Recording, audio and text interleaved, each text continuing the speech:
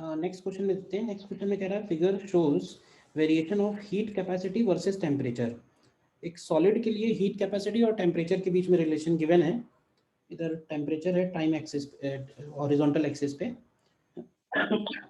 And with reasonable approximations कौन कौन से ऑप्शंस करेक्ट हैं, ये थोड़ा ध्यान से रखने वाली बात है। ठीक है, अब इसमें ध्यान से देखो, पहला केस में कह रहा है the rate at which heat is absorbed in the region. तो देखो हीट एब्जॉर्ब के लिए हम लोग फॉर्मूला लिखते हैं Q is equal to M C delta T. ठीक है ना। और अगर हमें लिखना है rate at which heat is absorb, तो यहाँ से देखो तो ये हो जाएगा D Q by D T is equal to,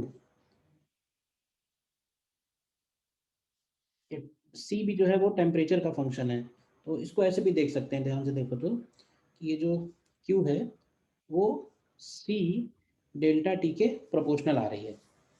ठीक है, ये अगर हम डिफरेंशियल फॉर्म में लिखें तो D Q is equal to M C D T, इस तरह से लिख लेते हैं।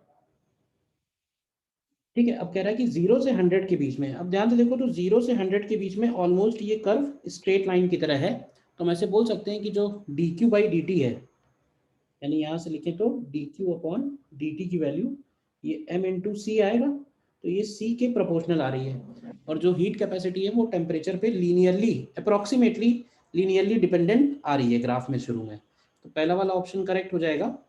फिर बी ऑप्शन में कह रहा है कि 0 से 100 में जो हीट है और 400 से 500 में ज़्यादा हीट लगेगा, तो ये तो बात क्लियर भी है क्योंकि 400 से 500 के बीच में फिर से ग्राफ को अगर आप ध्यान से देखो तो हीट कैपेसिटी की वैल्यू ज़्यादा है।